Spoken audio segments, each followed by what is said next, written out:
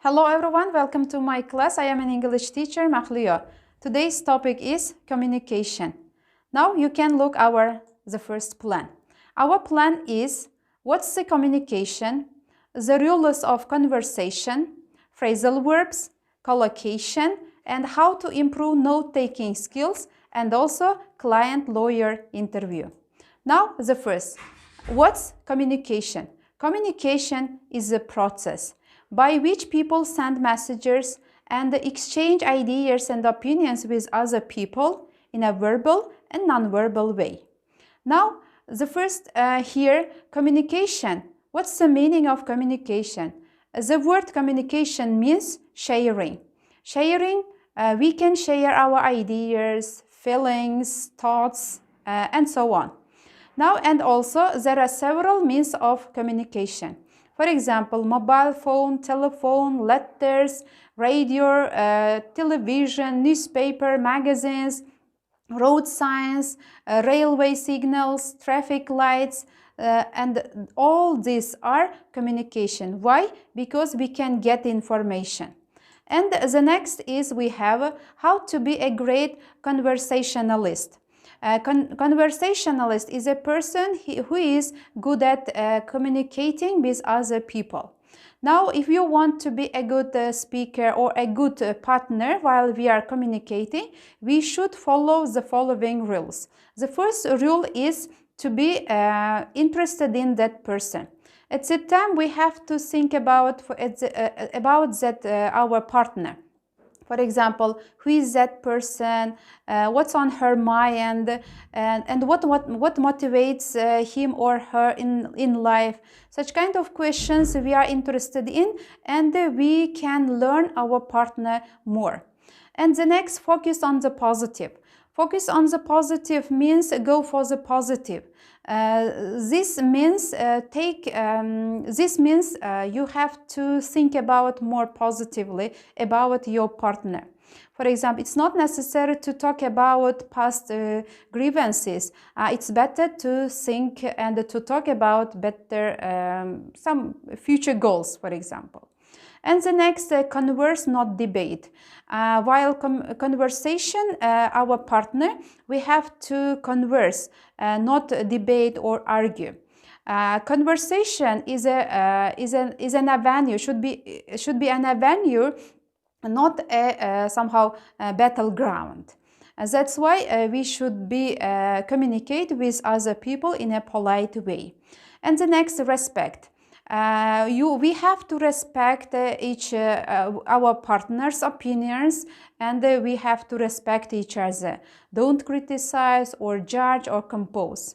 And the next is put the person in his best light.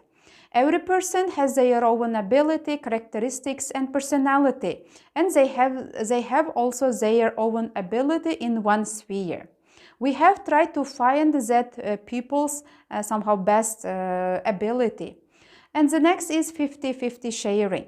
I think during the conversation, also we have to think, we have to speak with our partner 50-50. We have to listen, and also we have to share our ideas. And the next, ask purposeful questions. We can ask somehow, maybe target his or her targets and goals. At that time, we have to ask different questions about purpose. And the next, give and take. Give and take. While we are talking, we can usually different types of comments. For example, critical comments or bad comments. At that time, we shouldn't judge them for those comments. And the next is we have to talk about types of communication. Now, types of communication, the first is verbal, sometimes called also oral communication, and the next non-verbal communication, sometimes called interpersonal, the next written communication, formal, informal, and the last in visual communication. What's verbal communication? Verbal communication is some words are used to define and express our ideas. Usually verbal communication is somehow more precise and quick than email communication. And the next is nonverbal communication, is a body communication, body language. While we are expressing and conversing with other people, we usually show our gestures, eye contact, mimics, and so on. And the next here, written communication. Usually written communication, which is performed through written documents. And such kind of documents, memos, letters, reports, and also notes and emails. And the next here, formal and informal communication. Formal communication usually is a process of exchanging ideas with two or more people in a formal way. For example, such kind of actions usually is done by the prescribed official rules, systems, formalities in an organizational structure. Informal, on the other hand, informal communication is the process of spontaneous exchange of information among various people. And the next is visual communication. Visual, usually we can see that product or maybe advertising, maybe picture, photo, and these objects usually give us some information. By doing these actions, we can get information, and this is visual. And the next is, according to our plan, phrasal verb. Phrasal verb is a multi-word verb, main verb plus one preposition and also a particle. And this word usually change the meaning of the verb from their original verb. For example, original verb to break and the plus preposition in. To break in means to interrupt.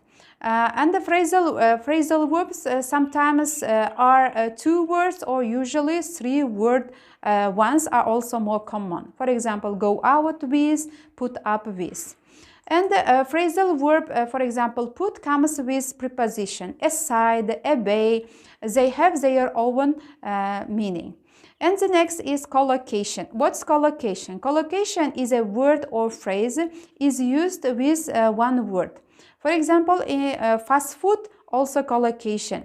Make a mistake, also collocation. Make noise is a collocation.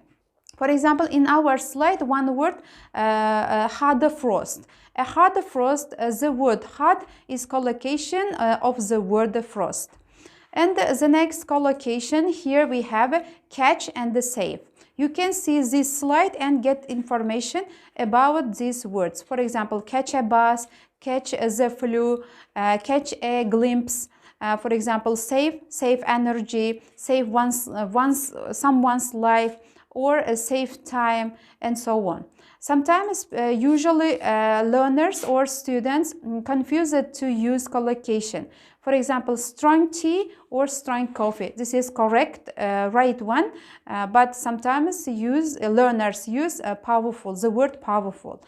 This is wrong. For example, heavy rain is a correct one. Here, this weighty rain is a wrong version. Such kind of words here you can see in our slide, on our slide. And the next, how to improve take-noting skills. Take-noting skills is very important in the lectures, in the meetings, or in the webinar or seminars, or maybe formal meetings. You have to write some key points or concepts. That's why take-noting skills, you have to improve your take-noting skills. How can you? The first, you have to improve your, you have to pay attention and also concentrate the meaning. And also, it is not necessary to write everything being said. If you can, our slide, you can see this is one graph. In the graph, you can see some, what kind of information you have to write. For example, have to write key concepts and the main points, important examples, and also definitions, and also vocabulary. The next, maybe any references provided, maybe your ideas, your thoughts, and so on. And the last, at the end of the videos, you have client-lawyer interview.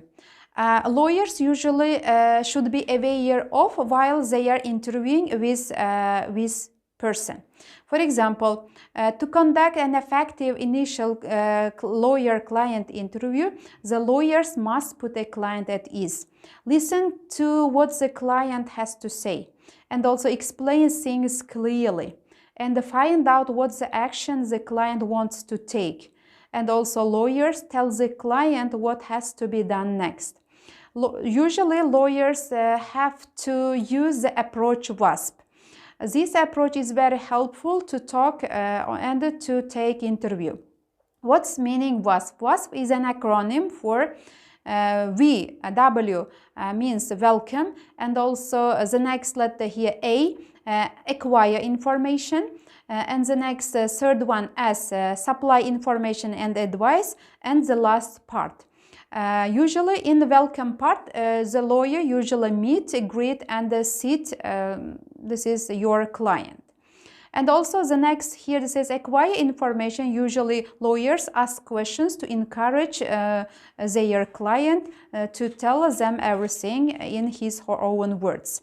And here, supply information and advice. Lawyers, this is consider the merits of the case. And that's the end here part. Confirms that his client wishes him to act for him or her. WASP approach is very helpful to get information about the person. I think that students' lesson is over and everything is understandable. If you have any misunderstanding, you can read some materials and you can improve your English language. Thank you. See you later again.